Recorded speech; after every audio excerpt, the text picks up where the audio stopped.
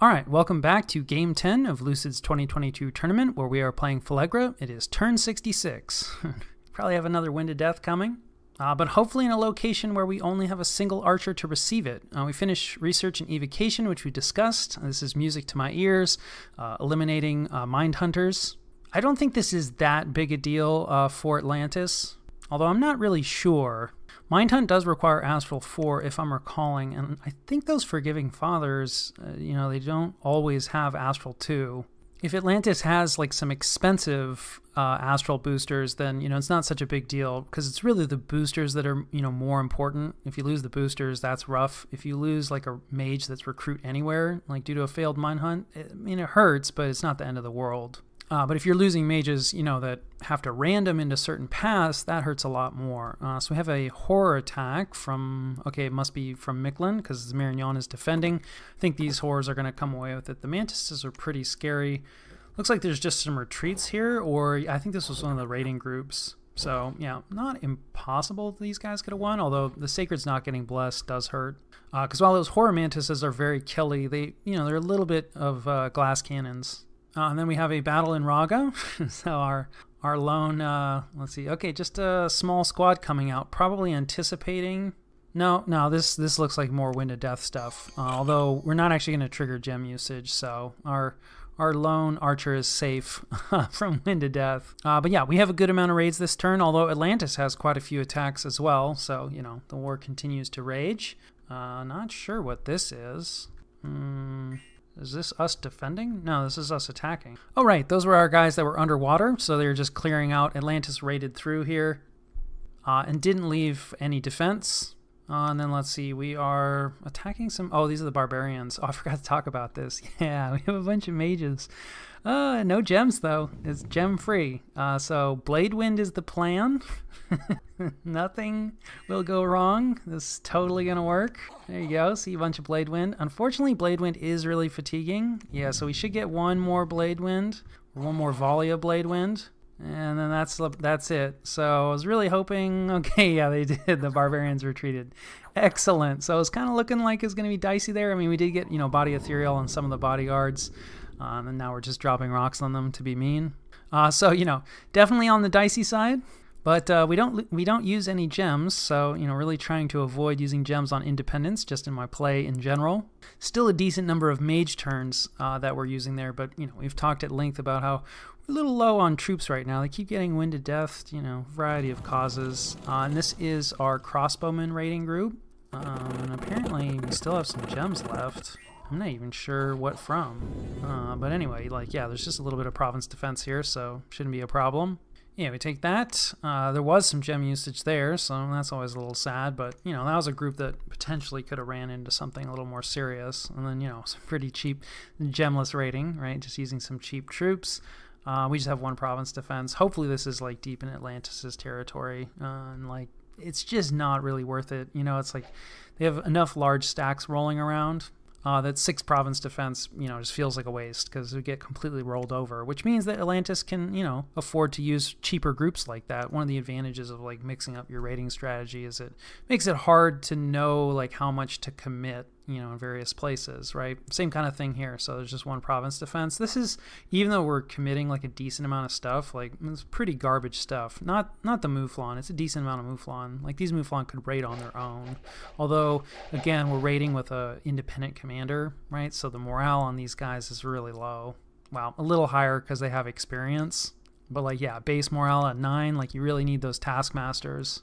But that means fort turns, so we've talked about that before as well. Still haven't really completely figured that one out yet.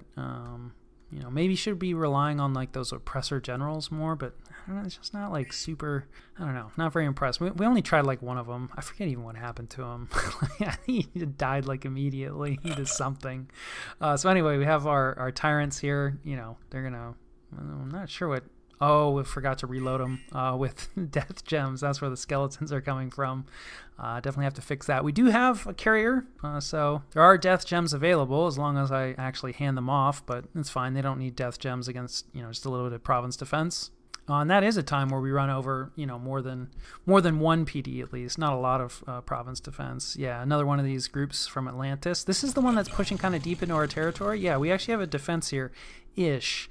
So we have a communion, you know, we're going to burn out some of the communion slaves. This is one of our forts. So we have, you know, fort province defense, yeah, flaming arrows.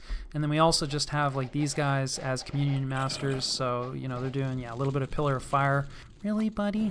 So that was like sulfur cloud, but unfortunately they're going for the undead. So, you know, hopefully yeah, we got a couple more pillar of fires. At range, like the accuracy is not fantastic. There we go. There's like some magma eruptions. So yeah, the clouds and stuff really better like once the lines meet. I think we're going to be okay here. Like we're going to lose a lot of PD, but that's fine. The PD regenerates. Oh yeah, the skelly spam. There we go. Okay, I think it was just an HP route there. So Atlantis doesn't lose any mages. We burn out the communion, obviously. But that's fine. We have lots of shackled mages. I'm pretty committed right now to, you know, using the absolute minimum number of shackled mages every battle and just accepting that they're going to burn out. Again, I don't know if that's the optimal strategy with Phlegra. But if somebody can run a Phlegran communion that isn't ridiculously massive without, you know, the risk of burnout, I'd be interested in seeing that setup. But we do knock out like a ton of Ice Guard. Like I actually think gold-wise this works out for us. Yeah, actually it definitely does, because shackled mages, you know, they're just really cheap. And of course, you know, our fort remains unlocked, and we may have cut all the retreat routes, in which case, like, yeah, this definitely worked out for us. Not that I mean, right, a battle of attrition with Atlantis, that's not really gonna, even if somehow we win that fight, like, right, we lose to someone else. But yeah, you know, I gotta stop talking about how our position isn't great. Everyone, you guys know. So we get pinged in a location. This is another one of our forts, but we were moving back one of our underwater guys because he needs a ring of regeneration rather than underwater breathing. Obviously, you know, Atlantis doesn't lose anything there, but, you know, that's okay. Neither do we, other than a little bit of research. But, you know, we more or less have what we need. And then this is one of our fellows, you know, who was on top of Raga, and he's raiding. And, like, yeah, there's just, oh, wait. I'm like, yeah, there's just a little bit of province defense. Hold on, who is this fellow? So it looks like he probably cast Living Water. So there's a bunch of ice elementals. And then, you know, high death, high water. Like, this guy's really dangerous. Otherwise, like, you know, I don't know. The skeletons will be problematic. Let's see, like, what we're casting. Yeah, Temper Flesh. Hopefully we'll get Fire Shield up. I think we're on Advance and Cast. I don't know. I think we're on Attack with this guy, which, like, I don't know. I kind of go back and forth. These guys are combat casters. Kind of one of the few legacies, you know, back from when they were Polemarchs, you know, insane. So, like, they are, like, pretty good choices for Advance and Cast. Like, yeah, no Fire Shield here, which is, you know, unfortunate. There's no way we're going to be able to cut through all the stream of undead. Like, with Fire Shield, you know, and the undead, like, killing themselves, then, like, maybe we could eventually punch through. Yeah, Summon Earth Power, so maybe it does still have script left, because I think Summon Earth Power is, like, pretty low down. Yeah, so he is on Advance and Cast spells. Interesting. But, you know, for whatever reason, for a while there, it seemed like he was choosing not to cast.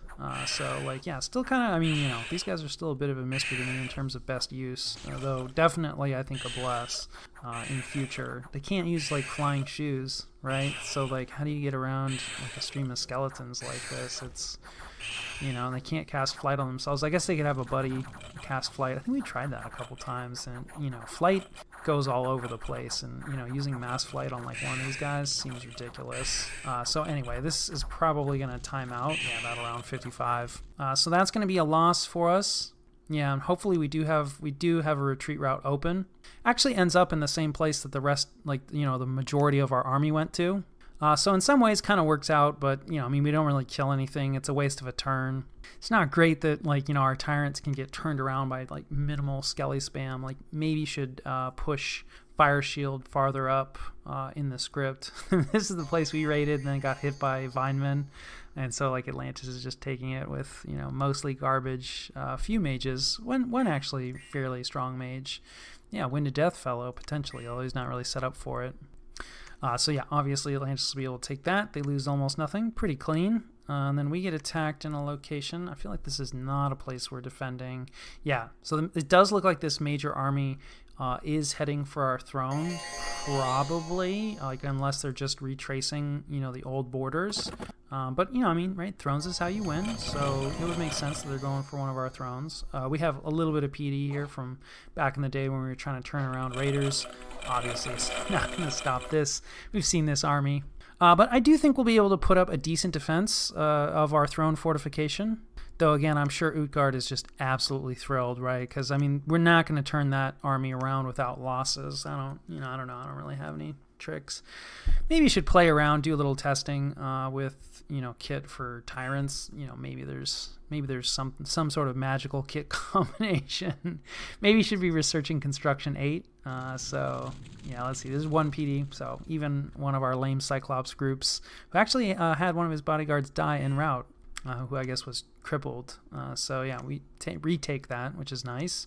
And then we have another raid. Yeah, this is our other, you know, Mouflon Cataphract group and friends. And there isn't even any PD here, just a retreat. So we take this no problem. So yeah, overall, like a more successful turn, right? With the caveat that, you know, we have 2 major armies headed our direction, and like we're going to be on the defense a lot more going forward. Oh, and hey, we take control of some province where there was no defense. Probably our fort where the vampire was locking it down, who did not attack this turn. So he chose to stealth somewhere. I'm sure he'll pop up somewhere annoying. We lose some people to the Blood Vortex. And then we have a ton of events, one of which is an attack, which we appear to lose. And then our fort gets locked down and disease is spreading. That's more disease is spreading. I feel like I missed some sort of more major event, or we're getting hit by some spell. Although I have to say, for like a spell result, like these population numbers are really, really small. So yeah, it's probably an event. Not sure what event it is. And we have a little bit of the Rebirth mod kicking in. Oh man, these barbarians are fierce. Luckily, we have a Bladewind group. You know, these barbarians may have taken out some mages. We actually no. Okay, we weren't patrolling here. This is one of the few forts we weren't actually patrolling on. So hopefully we kill a decent number of them. But that's at least good that we don't lose any mages. Yeah, we don't kill that many. This is pretty close to where we were doing the Bladewind, so like they can probably just Bladewind their way home. Maybe bring out 1 or 2 other mages to make things, you know, a little safer. So we do have a famous hero. I forget exactly what battle prowess is, but I do think that's relevant. Feels like attack and defense, maybe just attack. Definitely better than heroic precision for these guys. And, you know, it is our tyrant, so nice to get a hero. And I will catch you guys after the jump. All right, this is the situation and what we're doing about it. First and foremost, some diplomatic updates. Nothing directly involving us, but Marignon reached out and was just chatting sort of about their war and interested in how our war is going. They said they're facing a bit of an Ozzel apocalypse and shared some screenshots of some pretty large armies, so there's a good chance we're about to see a lot of demons fighting each other. But importantly, they mentioned that Ulm is now helping out in the fight against Mictlan, so I'm assuming that this means that they're not fighting Atlantis. That's not 100% confirmed. I haven't talked with Ulm. And Marignon didn't mention the status of like the Ulm-Atlantis conflict, but considering we haven't seen any movement there, and I can't imagine Ulm would want to commit to a war with Mictlan while still trying to fight Atlantis. And again, it, you know, explains why Atlantis is now not interested in ending the war anymore. So that means, unfortunately, we are in a 1v1 with Atlantis, which is not a great position for us to be in. But life will be a bit easier for us as we go on the defensive. So while I am pretty concerned about the situation in general, right, we've got 2 pretty giant stacks coming at us. The positions are going to be reversed, so they're going to have to, you know, try to siege down our forts, and it's, you know, going to give us some opportunities. And we'll also be fighting within our own dominion. Now, I do expect Atlantis, right, in the same way we were trying to heat Raga up. Probably in the coming turns, some of our fortification provinces are going to start cooling down. But I think we'll be able to keep at least 1 location at neutral temperature. And since our dominion is naturally going to push things in a heat direction, it's going to be easier for us to get a favorable temperature, which is pretty important for Atlantis, you know, outside of Murdering Winter. You know, I've been talking a lot about Murdering Winter because definitely factors fairly heavily in my thoughts. But I will say it is an expensive spell. It's 40 water gems, if I'm remembering. And Atlantis was able to basically achieve the same result, the removal of a lot of our chaff with Wind of Death, which is about like 3 death gems or something like that. So that's way more cost effective. So, you know, maybe it was just a situation where Atlantis was looking at it and it's like, okay, well, I could kill this chaff with Murdering Winter, yes, like, or I could just Wind of Death it. So I don't know if that was their calculation, but, you know, something that crossed my mind, and, you know, maybe an explanation for, you know, why we're not getting hit with that spell. In terms of what we're actually up to, you know, more or less the same stuff that we've been doing. This is the fort, unfortunately, the barbarians hit. I mean, our army is moving back here, so we'll be able to clean them out. Hopefully it won't trigger gem usage. I don't really want to pull the gems off just in case there's a magic phase attack or anything like that. We should have enough stuff here for it to not trigger gem usage, but such is the nature of Misfortune 3. Of course, Atlantis has broken out of here. They kind of had 2 options, right?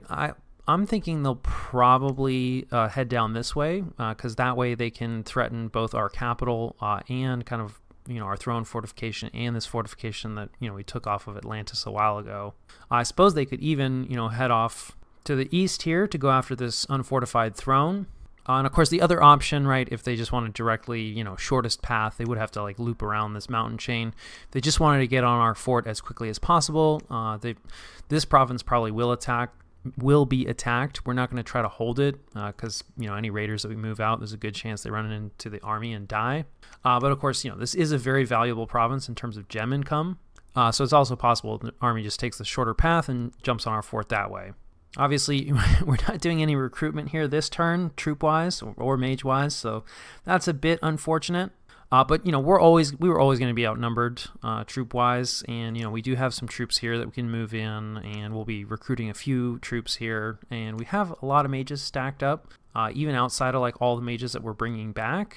So while I wouldn't exactly say that I'm confident, having the walls, and I mean, Atlantis has a ton of stuff, but especially if we fight inside the fort, which we actually probably won't now that I'm thinking about it, because while hiding in the fort prevents Atlantis from performing like Wind of Death traps on us while the fort walls are still up, once they've been cracked, if we do not sally, they can just send in a Wind of Death caster, you know, for as many turns as they care to. So we probably will end up having to fight the field battle, but at least we'll be able to fight it at more or less full strength, because you know, the turn that Atlantis cracks the walls, we'll sally out and we won't have to, you know, sit on top of a fort and eat repeated Wind of Death attempts. So I'll still have to think, you know, exactly how we want to fight this battle, but we've got a lot of powerful stuff here. We'll see how it goes. It's not impossible Atlantis goes somewhere else, but, you know, I am expecting us to have to deal with that attack. Alternatively, of course, right, if it's not fought in this fort, then we'll have to move out into the open, which is more dangerous, but again, we won't be sitting on top of a fort, so, you know, even if we end up having to fight them on top of one of our other forts, we should be able to force a field battle rather than getting, you know, cheesed repeatedly. And of course, this is the other army, so probably headed at our throne. So, you know, we are shifting our army over, a few other raiders, like bringing a lot of mages forward. Again, we've got a decent amount of somewhat powerful mages here. A lot more of our fairly powerful throne mages are clustered down here. You know, we have some crossbowmen. We have at least 1 tyrant. You know, we have 2 tyrants down here. So we're probably a little weaker in this location. Well, I guess weaker in terms of tyrants, but I think probably actually a little stronger in terms of like powerful, you know, independent and throne mages. So we'll see what we can put together there. The other thing too, right, is, you know, since we're not having to move out and risk Murdering Winter, like we can put together like a pretty massive communion, which will probably result in the burnout of a lot of our communion slaves. But, you know, desperate times, desperate measures. At the very least, it will result in some really powerful battle mages, right? I mean, we can put together a massive communion. So, you know, assuming we manage to get all the mages to the battlefield, we'll be able to deploy battle magic at a scale that, you know, Atlantis hasn't really seen yet, and will hopefully come, you know, as a bit of a shocker. Well, you know, there's a lot of units here, but Atlantean infantry, not that impressive. Evocations are going to tear these guys up fairly effectively. You know, I mean, that said, Atlantis will probably be casting most of the big, you know, battlefield-wide spells. And of course, they do have, you know, 111 Ice Guard who are significantly better. But again, you know, with that ice protection, their protection won't be nearly as impressive. Like, this number will probably actually go down rather than, you know, going up into the 20s like we've often been facing off against. So I am hoping that we're going to need our battle magic to turn the tide. Not that Atlantis isn't bringing battle magic to the table. And of course, you know, they can deploy a pretty massive communion, and to be honest, I knew this army was pretty big. I didn't quite realize there was 34 Forgiving Fathers here, so that's concerning. So it looks like Atlantis is going to have like roughly an equally sized communion, which is not good news. So we're really going to need the Tyrants to pull through for us. That said, these Forgiving Fathers are largely water and astral, and you know, water definitely has a lot of good spells, but it's probably not as strong evocation-wise as our paths. We have a lot more fire and air, so you know, hopefully that'll make the difference. But yeah, obviously pretty concerned about this situation. We are still trying to keep up a bit of offensive pressure. For instance, you know, we could commit this Tyrant over to this throne. Maybe should commit this Tyrant over here. But I don't really want to abandon our other holdings. And, you know, this isn't a massive force, but I think this scouting report is fairly accurate. Yeah, 86 units. So not a ton, but there's enough siege strength here that, you know, they will start to get through the walls. We are patrolling. This is just a Flaming Arrows communion, you know, with a little bit of PD backing. Realistically, if we get attacked here, we'll probably just lose this, just hoping to inflict some casualties. But this army, right, with a much smaller communion, is much more susceptible, I think, to an attack from one of our Tyrants. So this guy will hopefully be able to, you know, clear this out, and we'll be able to retain our territory over here while we receive these Atlantean armies. And then, of course, his situation, no insanity here, which is good. Unfortunately, I did deploy our remaining Shade Mail to cover one of our Tyrants, like, moving out. So while I was tempted to move out without it, realistically, you know, the Polar Bears are just going to wipe out whatever mage we bring along.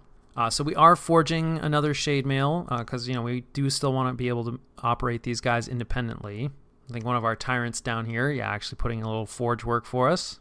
So assuming no insanity, we will move out next turn. We can move across the river with our, you know, water-breathing items.